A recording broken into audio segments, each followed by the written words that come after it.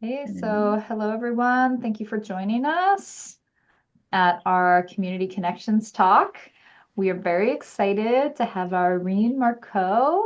She is a longtime apneist from synchronized swimming at a very young age and then into freediving and mermaiding. And she has traveled all over the world with Deep Week and does a lot of different kind of diversity outreach and really encouraging all people of all body types to get involved in our beautiful underwater world. So we're really excited to have her and to have her speak on um, freediving aside from competitive freediving. So, what's great about freediving aside from competition? And I do want to let everybody know that going forward for the next couple of community connections chats, we are going to do them on Sundays. For the next two of the spring, and then we'll take a break in the summer when we're all out diving consistently in Canada. And thank you very much. And I will pass it over to you, Irene. Hello. All right. Usually I'm not so technologically inept, so I'm going to try to share this way. And do you see everything or just the... Sorry, I usually use another type, but I We was like, oh see no. everything. Oh no. View, slideshow. Now do you see? Yeah, just your slide. Okay. All right. Hello. All right, so let's get into it. I was struggling to find an interesting title, and that's the one I came up with, and I hope everybody's okay with that. Basically, what I want to talk about is like we're going to talk about some mental emotional benefits of working with your nervous system. We're talking about a little bit about joyful movement, a little more on developing community, and some environmental activities you may or may not know about. So, why am I doing this? Well, because AIDA Canada asked me to talk about something non-competitive. So I was like really trying to dig. So I feel like maybe perhaps this presentation is like discombobulated. It's a little all over the place, but I felt like I just want to bring a whole bunch of these topics in and just to show that you don't have to be competing and pushing yourself all the time to be the best that you can be, and compete, that there's so many other reasons. I think that we all know that's good about freediving, but sometimes maybe we forget. Also, I was bringing it to the side that if you're trying to build a community around you, why are people leaving? So maybe you need to sort of promote these other sides because some people might like take certification on vacation, enjoyed it or whatnot, or they came to you, they did a certification, then they're like, nah, and you can't seem to keep your people in the sport. So I thought, hey, let's try to see if we can share those thoughts and hopefully build more community by talking about these various benefits. So far, so good. Okay. All right. Well, as me, I am just gonna say who I am quickly. But without sounding like I'm talking about myself too much. But yes, I'm very dedicated to bringing freediving and all my other sports to everybody. Yes, because I am a plus size, aka fat person. And I do believe that we have a lot of times, not always included. I maybe now it does get better, but I have to say there's been a lot of roadblocks in my life in different sports, in scuba diving and obviously in free diving, that made it that there's been some roadblocks because of size, but I feel like everybody can benefit from freediving. It's just super awesome, which I'm sure you guys all know that already. So I do teach freediving. I do teach scuba and mermaiding. So I'm an instructor trainer for those two. I've been doing synchronized swimming, involved in synchronized swimming for over 40 years. Either as an athlete or now a master's athlete, meaning I'm old, and coaching, learning facilitator, meaning like I train future coaches, official and whatnot. Also, when I talk about safety, it's definitely something really close to my heart because I do first aid and instructor trainer. And I'm still all up to date with everything pertaining to the Life Saving Society. So I train future lifeguards, lifeguard instructors, examiner, and whatnot. And even though I feel like I haven't pushed through because I run out of time in a day. I am an oxygen advantage instructor, so I do also enjoy a lot reading about or practicing breath work, either that particular type of breath work, oxygen advantage, or the other types out there, and meditation. Voila. So that's my a little bit of background. And I would like to point out, and nowhere on this list says I'm a medical practitioner, doctor, or any of that, but I will give you some names of people when I do talk about certain things that I feel not qualified to talk about, because it's stuff that I've been reading up about, putting into practice and whatnot for myself, but I don't want to give you examples of exercise and whatnot because I don't feel qualified to give that and be like, oh, I know what I'm talking about. Like I feel there's so much better resources out there that I feel more comfortable doing it that way. But we can definitely discuss. Okay. Let's go with the physical benefits. I won't spend a whole lot of time because I feel like everybody knows this, or they don't know they know, but they know. Let's be honest, okay?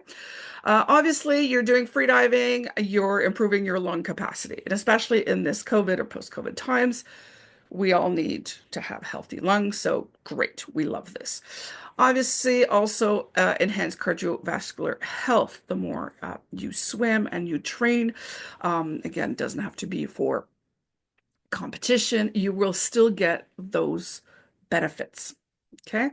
Now, with increased CO2 tolerance, oxygen efficiency, well, obviously, it's going to help you build endurance and reduce breathlessness. Okay. So again, good for, day-to-day life. Stronger muscles and core stability. Again, any kind of swimming will help with that. And lower blood pressure, which in this high stress environment and or, living next to our um, neighbors south of the border, sometimes our blood pressure can be a little higher. So we all know and love those physical benefits. So again, I don't think I need to go into details about this. That's just something that we kind of not possibly learn in our first level of freediving. Okay. Now, some of the mental and emotional benefits. Okay. Obviously, stress reduction, right? If we're doing it right. If it's bringing you more stress, we may have to talk about how you're training your freediving. Okay. Because obviously, and we'll talk about it a little later, the parasympathetic nervous system. Not obviously, sorry, I keep saying that word. My apologies. Enhance mental focus and clarity. All right. You need to concentrate, um, be mindful, and actually, and that improves with freediving. Also, facing challenges, like sometimes you're like, wow, I can d dive as deep as an 8-story building. Like, I can do this, whatever task I've been putting off because I don't want to do it or I'm scared to or whatnot, right? So I feel like facing these challenges, things that stress you out, whatever it is, okay? Even if it is at 3 meters, at 5 meter depth, some people have their fears which are completely valid, even though sometimes people who dive like 50 plus meters are like, but you're not really a free diver. Like, come on. No, diving, no matter what, will help you with these benefits, okay? Because it really helps you develop this self-confidence, right? So again, you don't need to be trying to vie for medals and whatnot. It can be beneficial. Connection to nature, that's coming up a little later. Obviously, being at one with nature always feels good. I know when I've battled the traffic on the bridge to get to my quarry on a Tuesday after work, I walk to the side of the water and all of a sudden, right? I wrote ocean, but any kind of water, fresh water, salt water, depending where you live in Canada, we do have multiple kinds. The thing is, though, we're the ones closest to the water, we're in it, so we should advocate for it. But also, being in nature obviously has tremendous benefits. And community. Community, obviously, that feeling of belonging. And it is a core human need. I'm sure we all learned about Maslow's hierarchy of needs, and community belonging is definitely one of those. So, belonging to a freediving community or a mermaiding community or whatnot will actually bring you also further benefits. So, it's not just the I'm training, I'm getting better, I can hold my breath longer, and I'm just awesome, right?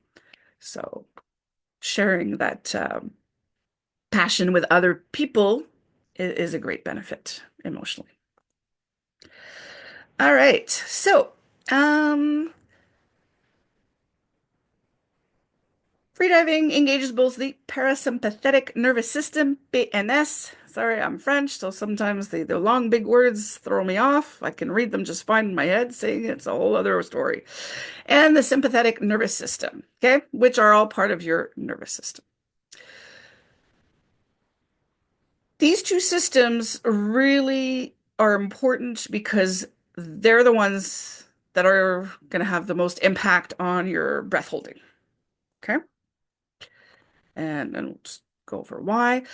PNS, parasympathetic nervous system, they're the ones, that's the one for, they call it rest and digest. So promoting relaxation, recovery, all right?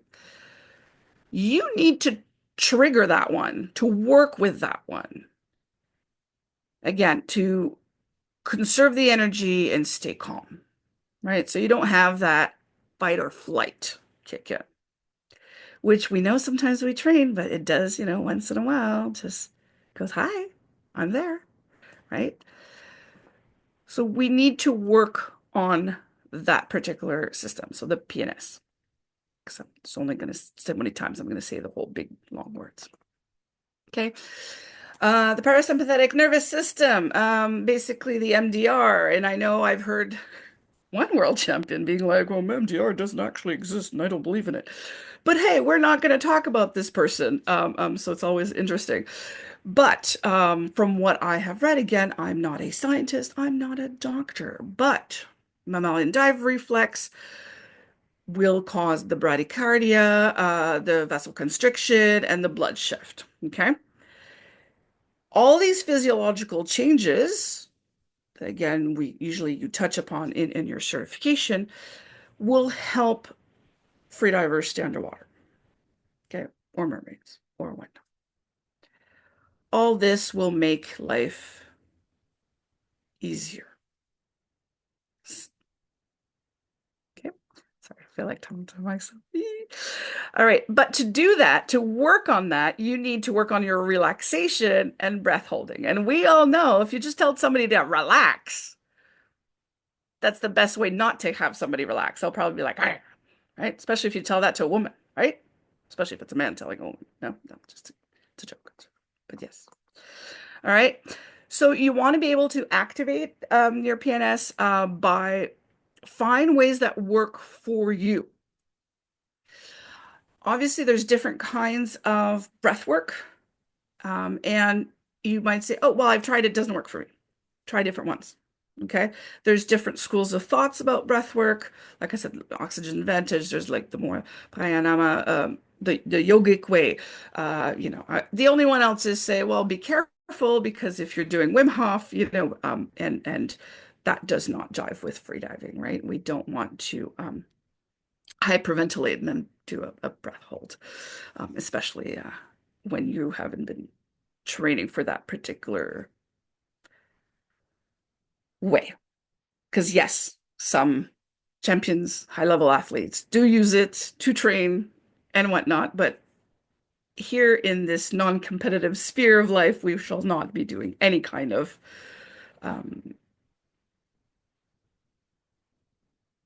sorry, brain fart. Uh, Hyperventilation. Thank you. Thank you. I'm sorry. All right. So obviously meditation will also help. There's all different kinds of meditation. You don't have to be just sitting on your cushion and all being all bendy and whatnot. There's different types you can definitely explore. And obviously you can also do this by there are some vagal nerve um, exercises that you can explore to work on these. Okay. And I will put some links shortly on who to read up about. But first, we'll talk a little bit about the sympathetic nervous system. So that's the fight or flight response. Okay.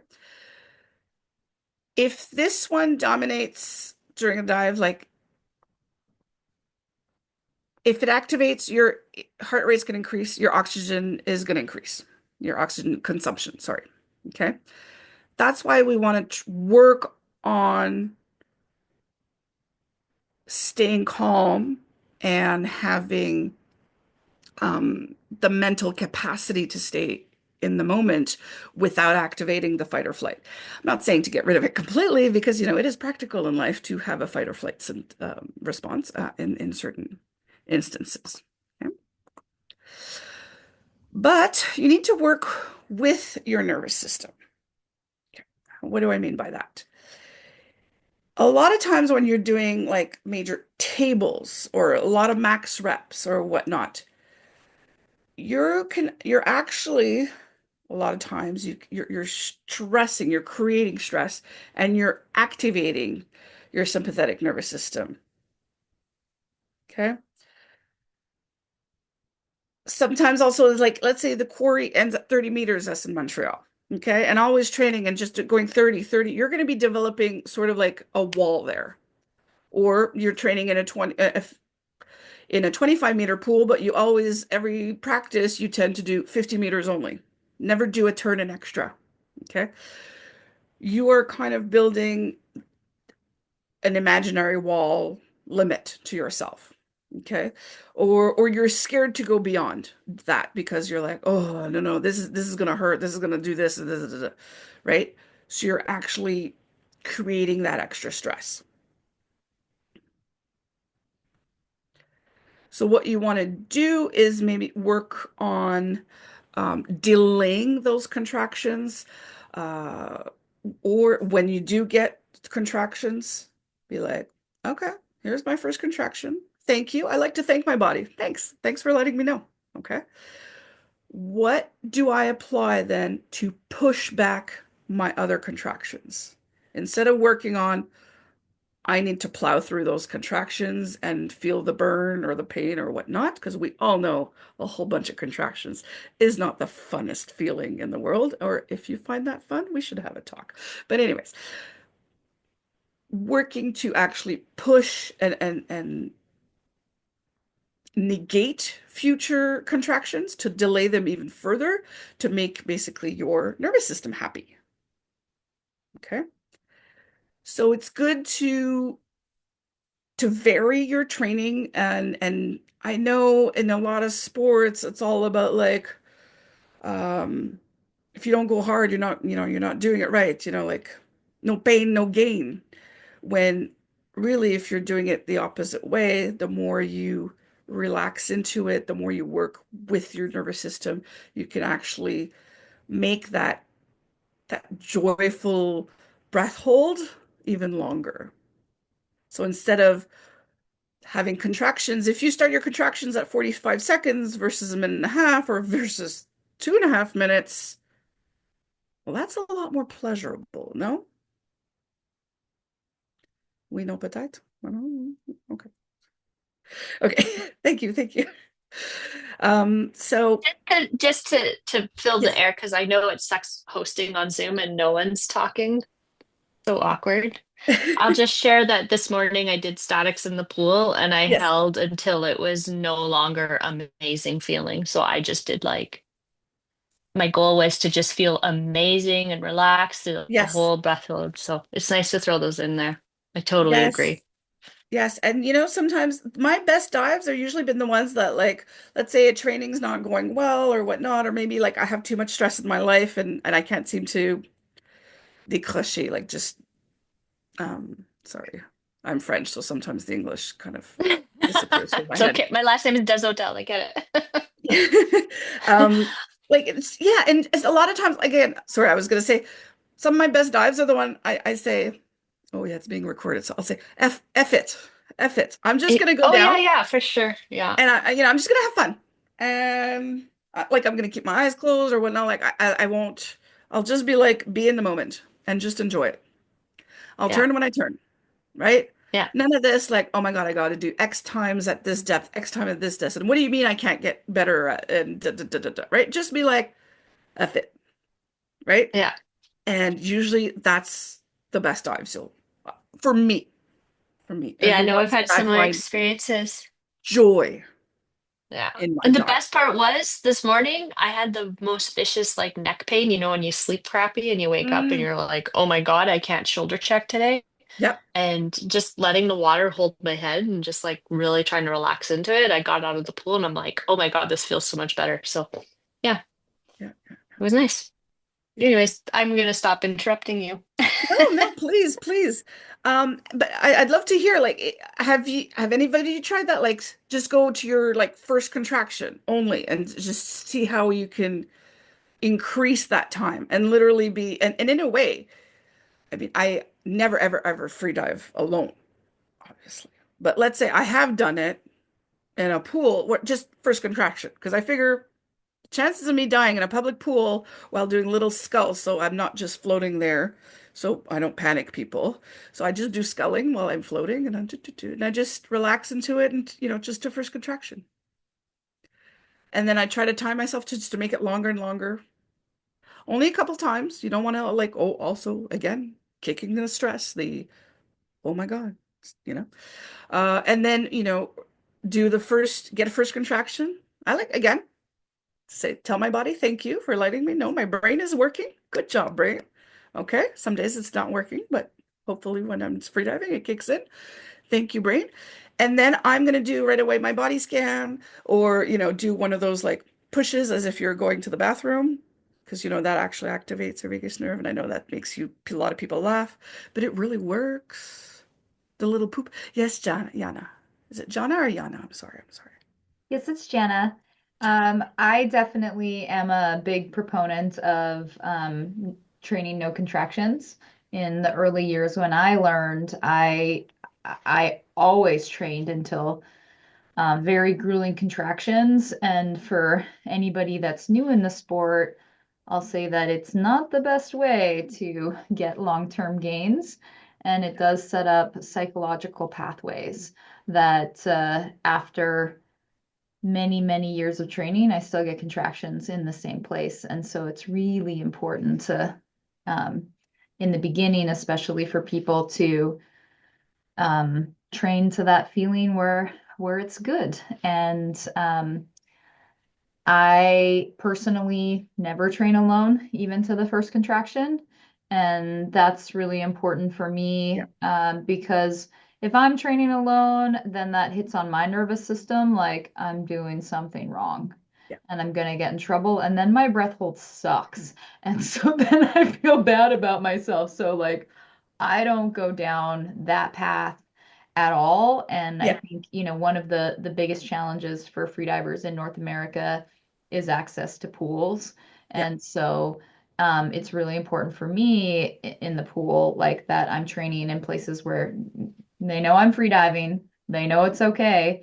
And I always say to people, like, it's not freediving if you're doing it alone, right? And as things have become a little bit more common, and that I can remember one time at a pool where there was like a mermaid diving alone, and I went over and I said something, and the pool was like, "No, it's cool, we're safetying them." I was like, "What? You safety them, but you want No, safety?" no. And Like, I will say, like, when I say I'm alone, it's like I'm not like, I'm usually doing kicking and my face is out of the water, just my mouth. And like, again, like, I'm literally just doing kicking and it's not like I'm not doing a full-on breath hold. It's just, usually it's as a warm-up for my synchronized swimming practice, right? So again, I'm not alone. Uh, yeah. But yes, don't do it alone. Don't do it. Yes. But yes, I will correct myself to say, do not freedive alone. I completely agree. Voila. And if I'm doing something, I make sure I have somebody in there like, you're watching me, we're doing this together, and da da da da da. Perfect. But yes. Yes, Um, Stacy. so Ooh, Irene, just in case you haven't seen in the chat, Cora asked, ooh, what are contractions? Maybe you can ooh, tell us ooh. what those are. All right. Well, when you're holding your breath for a while, at one point, your body goes like, like I don't know about you, but mine kind of sound like that. And then usually you have one, and then sometimes you have a lot, and it's your body like sort of contracting. And I call it when my brain is telling me to breathe, bitch.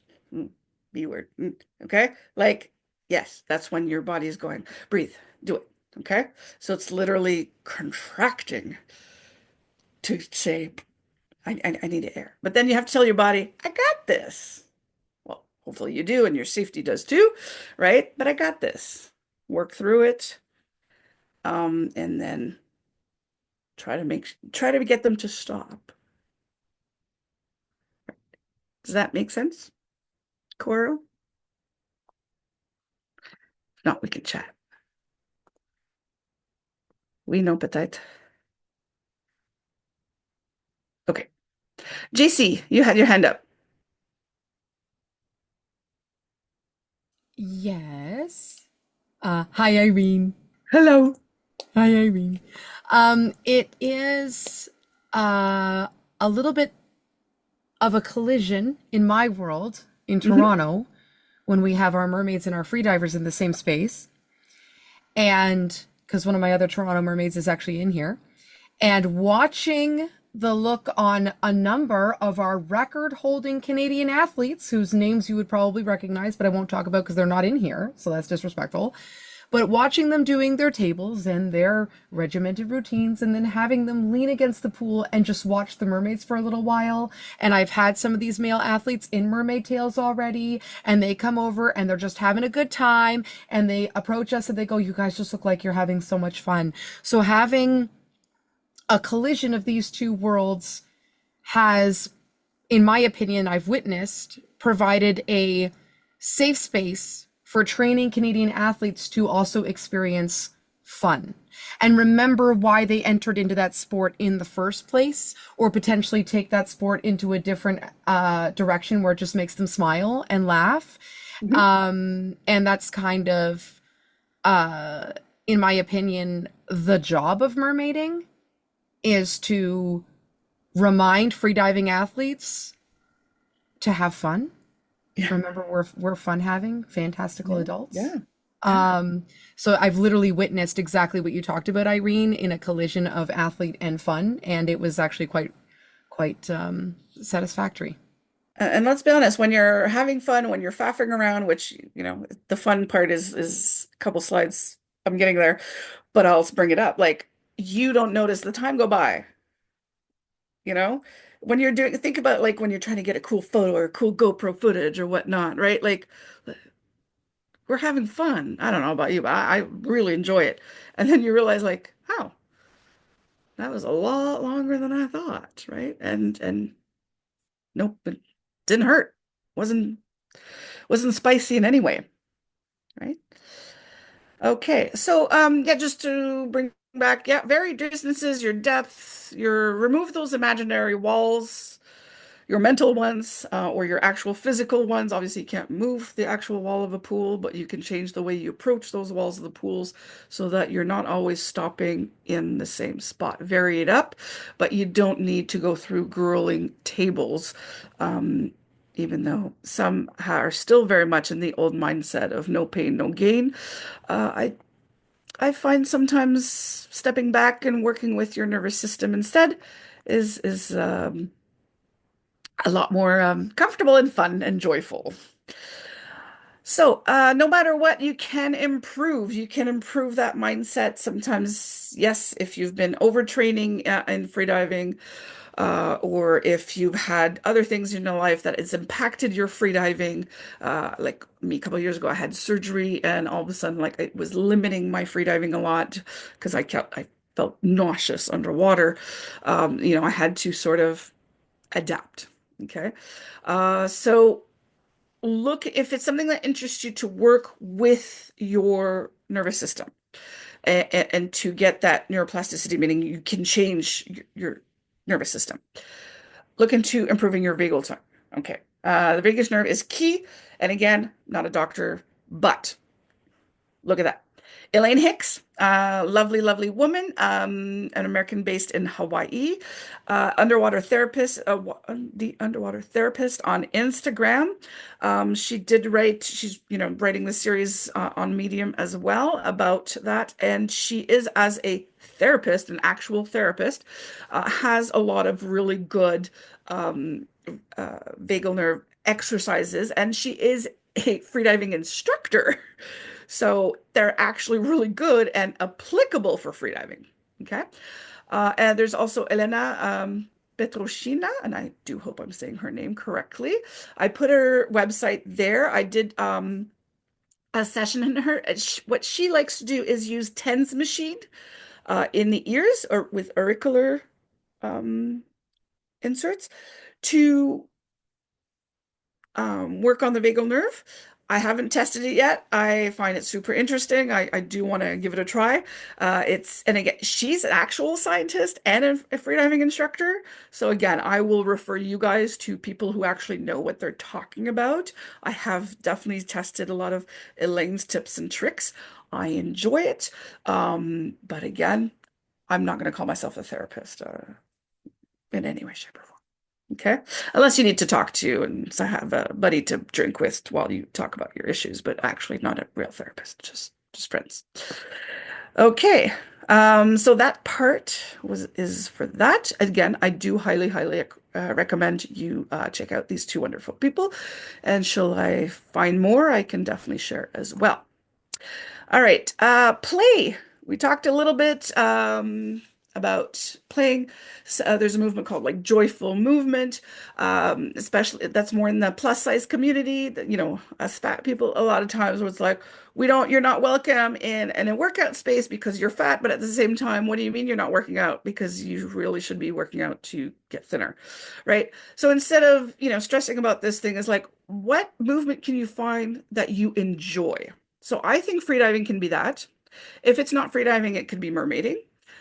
It could be that at the end of your practice, you have games, right? Play underwater tic-tac-toe. If you don't want to just do freediving, I don't know about where you are, but we have underwater hockey in Montreal and we have underwater rugby. Okay.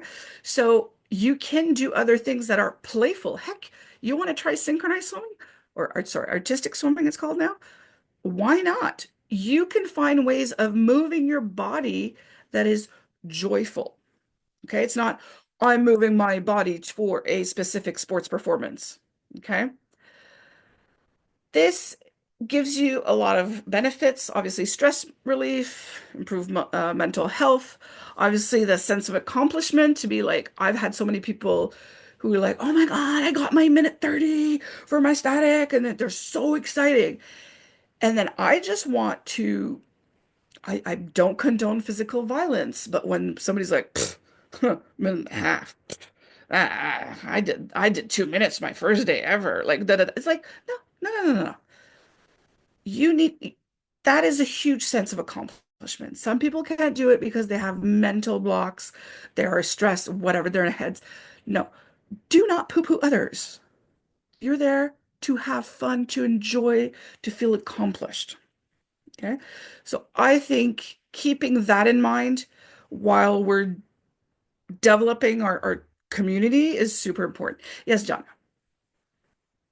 I think it's my experience as a freediving instructor is that people who generally come to freediving and it's very easy, they may or may not stay. They either stay and they become very good, but Hmm. the people who come and, can't make the requirements of a course during the course and then they Yep. have to work on it, and they do, they Yeah. end up progressing so much more. So, like sometimes somebody that's really struggling to get to 1.5 minutes, Hmm. when they start to apply themselves and they really like work very hard, they become amazing, amazing freedivers and members of the community. And I think it's really important that people know that we're all showing up differently, right? Like we Absolutely. we don't We, know the history. Like I've taught generally people who come from a swimming background, they're super efficient in the water. And I taught one yeah. person one time and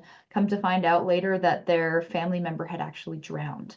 So they were having a difficult time with some of the requirements of the course. They didn't tell me this before they Hmm. had joined the course, but what bravery to show up in that space. And those are the things that we really get to have intimate connections that we don't get to have in other sports like basketball or football in the same Hmm. way, in my opinion. We're kind of like almost therapists, right? Like I've worked with a few ex high level athletes, like Olympians in synchronized swimming, who, back in the day, we would train until we'd pass out underwater, like regularly. It was we didn't call them blackouts. It was just a regular day at the office, right? And I remember, talking to a woman in her 60s, and she would, it was multiple times a day blackouts, training for the Olympics. And so she was a scuba diver, and we were talking, and I said, do you trust me enough to try it once, like in the pool, and like feet down, like we're gonna breathe and we're gonna see, and but only till first contractions. Like I promise you, no pain, like zero pain. Do you want to try? Like, and she was like, at first I wasn't sure, but one day, like we're in Barbados, it's a gorgeous day, and I'm like, want to try? You know, let's just breathe. Gave her a couple of tips and whatnot, walk her through. And this woman is in her 60s. Yes, she's a former Olympian, but let's say the Olympics were a few years ago. Okay. She was again at her I stopped her after two contractions, if I remember correctly. She was 10 seconds away from her personal best from the Olympics of what she had held her breath at over 40 something years ago. So, and this is somebody who was scared, so scared because of the major mental block. And I've actually had quite a few ex-synchronous swimmers who've had these issues. And just let's see if I can get you a little bit of happiness or joy, holding your breath differently, so that you sort of get over that water is not good anymore. It's not fun anymore. It's not enjoyable. So, anyway, that's my little story on that. Obviously, a list of other things, that's benefits of play, of enjoying ourselves. I'm not going to read them all, but I feel it's important to remember.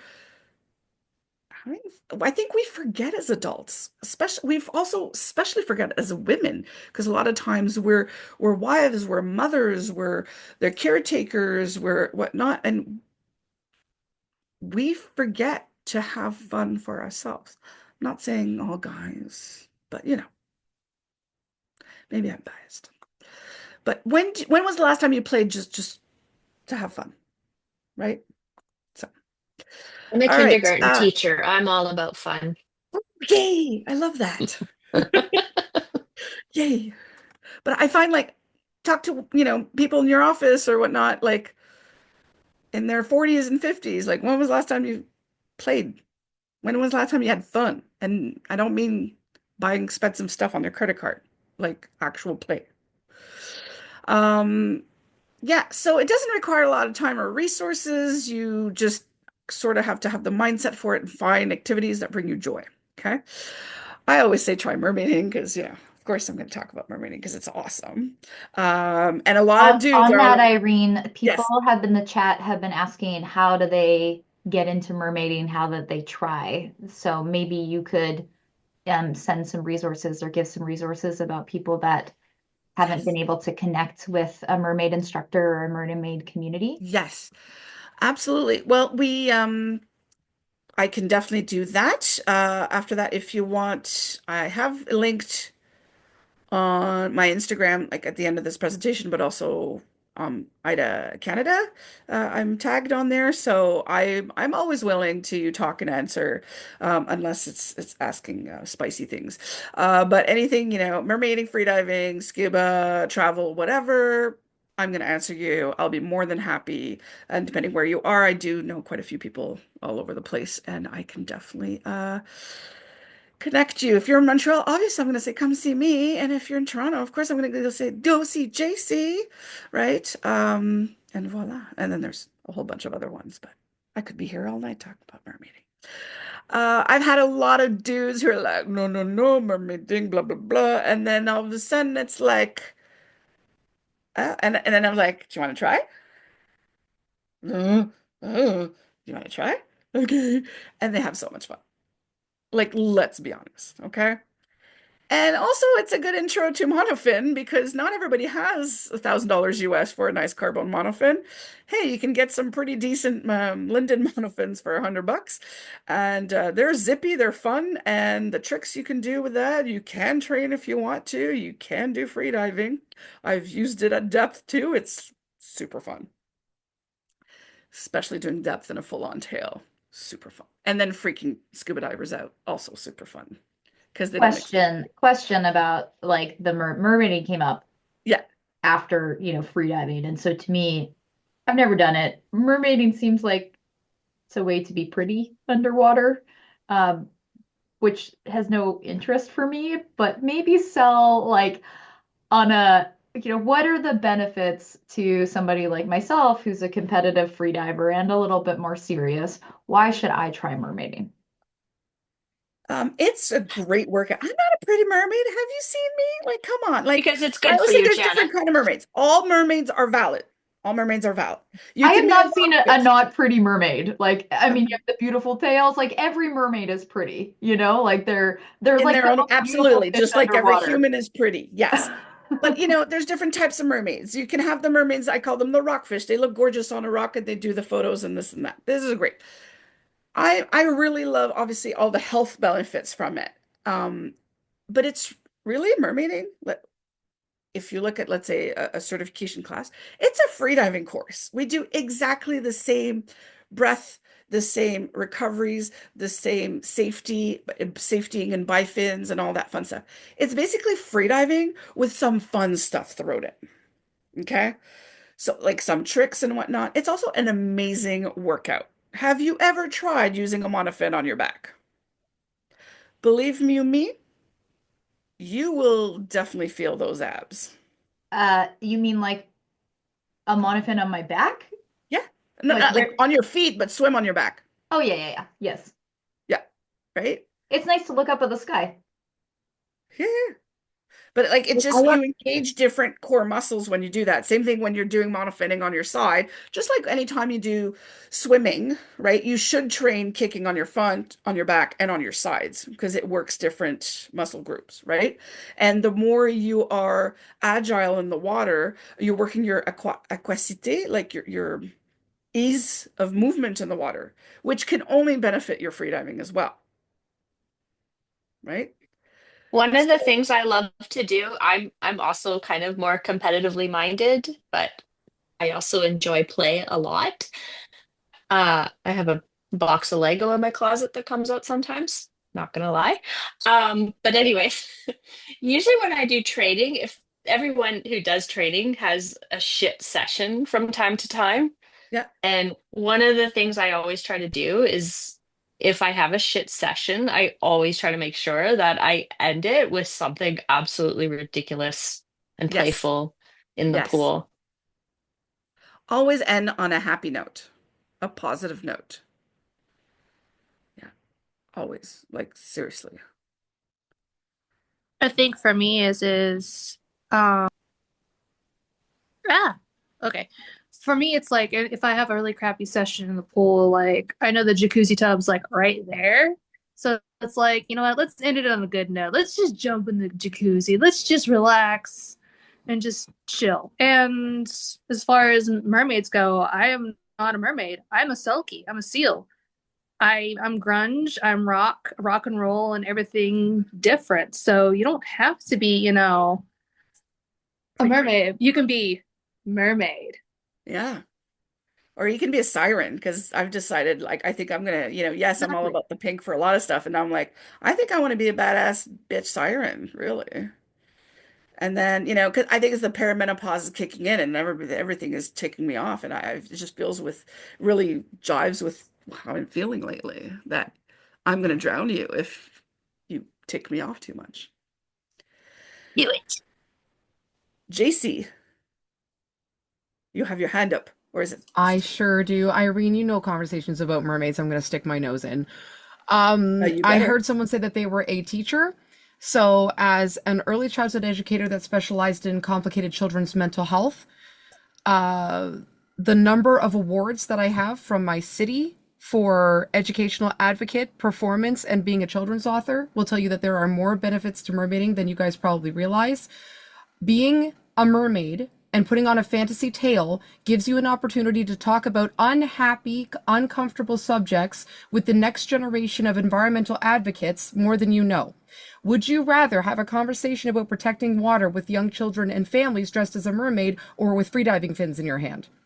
With something that the public should not be doing unless they're in a group of people who are certified versus putting on a level of fantasy. So when it comes to what are the benefits to mermaiding, if you're an underwater advocate, then mermaiding you should be applauding and you should be holding up those people in your community that are standing in between environmental disaster and policy changes because my city knows me incredibly well and I am responsible for the fact that around my city and in my forests and in my community gardens there are signs that are educating the public about what a pollinator garden is and what is it doing. That was me. And a number of my schools in my city are planting something called a rain garden that slows the rainwater down as it's running off the building before it gets to the street. That was me in a mermaid tail with a wig and a crown on my head, advocating for that. So, freedivers, come on over to the dark side. We've got cookies and they're yummy. Yeah, and I love also the fact that you incorporate mermaids, people will be curious, like when we do cleanups, okay, which is actually, I think, oh, look at that. Oh, wait, not yet, but almost.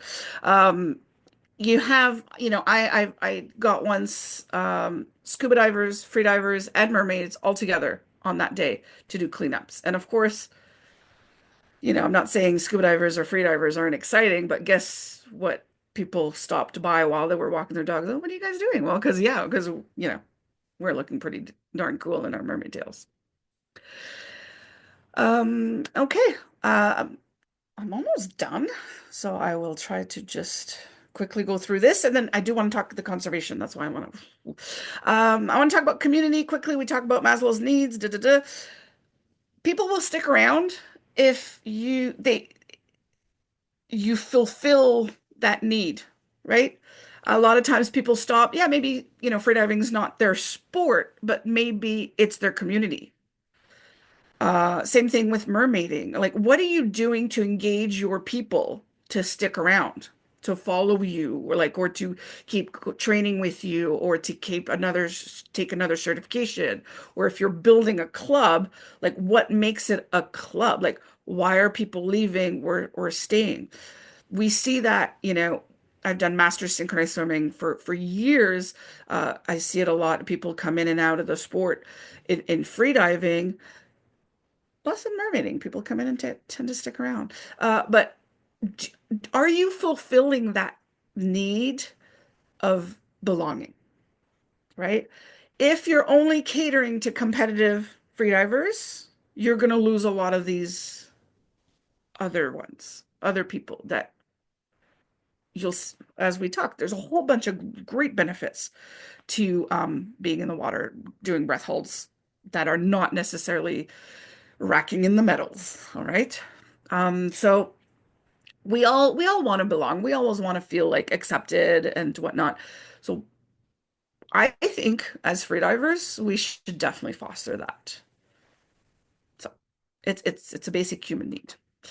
Now a little saying, because sometimes a little, we only protect what we love, we only love what we understand, and we only understand what we are taught. We are the voice of the water in a way, right? As freedivers, scuba divers, mermaids, JC touched upon it, we need to help the environment. Like, who else is going to talk about this stuff, right? And hopefully there's a way of sharing these links. I was going to open them, but I think we're almost running out of time. I do want to talk about there are invasive species in Canada. Okay, there's quite a few, and you can check which ones are in your neck of the woods, obviously, because the ones in BC might not be the same as in Montreal. One of the huge ones we have is Myriophyllum spicatum. Sorry, I did 3 years of Latin, but that was not covered in high school. It is super important too that when you're changing waters, you wash your gear properly so you're not carrying this from one water to another. Same thing. I mean, we all know zebra mussels and they're everywhere. Okay. La myriophylle is a plant. It's not ugly. It's not cute either. It's just a plant. But I mean, they're everywhere and they're really suffocating our lakes. Okay. So it could be something that you can get into if you look into it, what the invasive species are in your area, what you can do to help. And it's something you can do, again, as a community, as a freediver. We have a lake in Quebec that literally pays people. You can go like volunteer, but you actually kind of have a certain amount of money to help. And you go pull up those weeds, but there's specific ways of doing it because if you do it a certain way, then you're just actually propagating it even more, right? So scuba divers go, free divers go. It's very, very shallow, and you can actually help the environment. And it could be a team event, and then you can go. I'll go out and have a beverage if you want. There's other things you can do. There's a whole list of citizen science in these 2 links. Basically, all the things you can do as a regular human that's not a scientist, or maybe you're a scientist. I'm not knocking that, but I'm not a scientist. I'm definitely not. You can get, I forget which site it is, like little water testing tubes that you can send back. Like, so you're like, hey, we're always near the water, especially in the summer, maybe a little less in the winter in Canada. We can help by doing these things, by involving our community. So again, it is non-competitive, but it's something I think that we could, sort of use to better our planet. And obviously cleanups, I think we know a lot about, everybody kind of does cleanups along the water or whatnot. Currently, the only underwater debris database is Diving Against Debris. And you can do it. You don't have to be certified to do it. But it's diving against debris is, again, picking up debris, garbage, but from underneath the water. Okay. And this world database, it basically shows every time you go into a site, you can actually go into the database. It's also an app you can put on your phone and be like, oh, I didn't find debris today. So, they can actually track all these places all around the world. Is the garbage getting worse? Is it better? What are you picking up? I know JC has done some with me.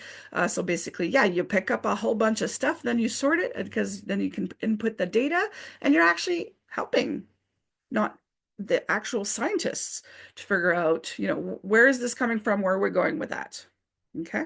So I think it's pretty cool. Like, yeah, everybody can go, and every time you go for a walk, you go pick up garbage along the water. That's great, because anything that's along the water is going to end up in the water at some point. But us as divers, why not go pick up the ones that's actually already in the water, especially where we're training. And come on, it's fun. Stuff you find, the stories we make up about the stuff we find,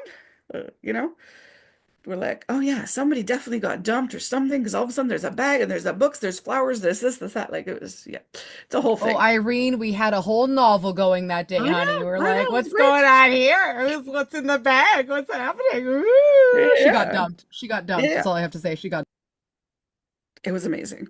But again, this is all over the world, and I think it's important because whenever you are picking up debris and or sorting it, other people will come by, and then you're conscientisé.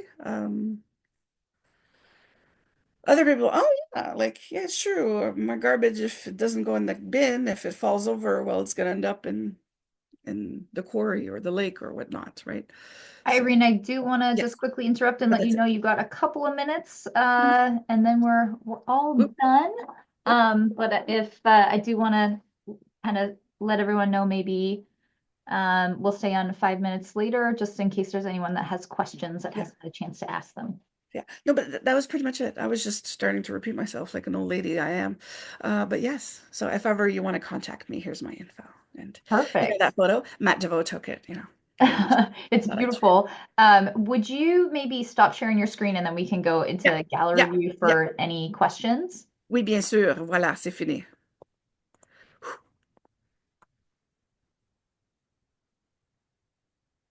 Yes. Yes. Cora, dive against the debris. Dive. Ooh, I can't spell. Dive. Debris.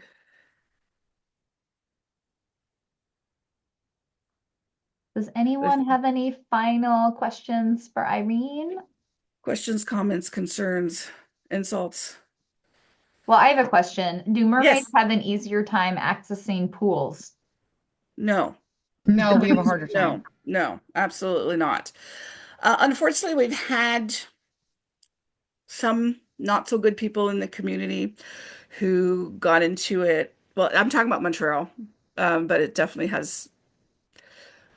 There was somebody who has a mermaid business, but because they decided, take just about anybody and whatnot, there was certain incidents and whatnot. So we there's a lot, many pools. There's no more mermaid tails, but I've been, let's say, working really strongly with some of my pools I work at and whatnot. So now I know I'm sort of educate them about breath hold as well, about freedivers and mermaids, and say that we're good people, we're nice people, and we're not dangerous. Yeah, the challenge of everyone. Yeah. Um, any Eh, other questions before I close it out? I am curious if, as a lifeguard, if that's made it easier to work with pools because I'm in the process of, I just finished up my bronze medallion and bronze Yep. cross, and I'm going to do my NL Yep. this summer. NLS. And I'm doing it partially because if I can't beat them, I'm going to join Win them them. and Yeah, get that's on why I the recertified inside. everything at my age. Believe me, that was rough. My back was not happy when I recerted my NLS. But it does help. Yeah. Oh, yeah, absolutely. Because a lot of times, they fear the unknown as well, right? But they have to understand, like, freedivers, we know what we're doing as long as you're certified, right? Because their resuscitation techniques are not the same as ours. And actually, what they do, it would actually delay our well-being. And that's why also I got more into mermaiding because of the safety aspect, because I was sick of hearing people, especially being like, "Oh, I'm a lifeguard. I know what I'm doing." And I'm like, actually, if you're not certified in mermaiding or freediving, you actually don't know. You don't know what you don't know, but you don't know. So if you're a lifeguard, I'm not poo-pooing lifeguards. Lifeguards are great. They the steps for you to help somebody is not the same as somebody who has an LMC or a blackout due to breath hold. It's Which not. is exactly why a lifeguard is never a dive buddy or a safety. Abso-freaking-lutely. Word. Yes. Agreed. So, but that's the part I've been trying to educate a bit on the mermaid side, that mermaiding is great, it's fun, whatnot. But some people are like, why should I pay to take a course when I already know how to swim like a mermaid? It's money I could put toward a tail. And I'm like, okay, then don't take a mermaid course. Take a freediving course, at least a basic freedive. That's it. That's all. All good. After that, I will not be complaining anymore. So, For a final question from you, Yes. I guess it's kind of a silly question, but I would like to get in more collaborations with the marine biologist on my island and more of these dives pick up debris. Or just wade in the tide pools for that because I think that if I would have known that I'm like yes, like that's a thing. I want to do this thing. So I would love to know more about that, um, and do more about that because I'm all about that. Perfect. Yeah, Great. You can look up like depending where you are. Obviously, the links I'd put they're all Canadian because I was doing this kind of thing, and I know Cora, you're in the States. I forget exactly where though. That way. Got it. wait, like a stone's thrown away from BC, Okay. literally. I could see the Canadian border from my island going, "Hi, Canada." She's on Orcas Island. So maybe Jana might have some ideas too. But I can definitely try to look it up. But a lot of times you can Google like citizen science, and then you look at more water. But a lot of times there's like tide pool walks and whatnot in those areas. I know somebody who does amazing pictures. I think they're in that area, so I can look. And she actually does talks, and she's a marine biologist who does these kind of things. So if you guys are in the same neck of the woods, I can definitely put you in contact. I just can't remember her name or her Instagram handle right now, but I have a photo I bought from her in my room, so I'm sure I have her name somewhere. I just have to look for it. But yes, you just remind me, send me a message, and I'll look it up. Okay. But yes. Will do. Thank you so much, Irene. Sorry for the brave music in the back. I'm That's house sitting amazing. and I can't find out where it gets muted, so it's been muting myself. All good. All good. Well, thank you everyone for joining us. Thank you so much, Irene. Wonderful to get to learn a little bit more about mermaiding. And you can find this talk if you came late on our AIDA Canada YouTube. Probably take a couple of days to get up there, but do share this. And we really want this to be a great way for people to learn about wonderful Canadian apneists, freedivers, mermaids. Uh, just it's a wonderful way, and we really appreciate your generosity of your time and letting us learn more about the sport that you love. For sure. And if you're ever in Montreal or come either mermaid, freedive, artistic swimming, or artistic swimming mermaid. It's a course I created. Super fun. Awesome. Thank you.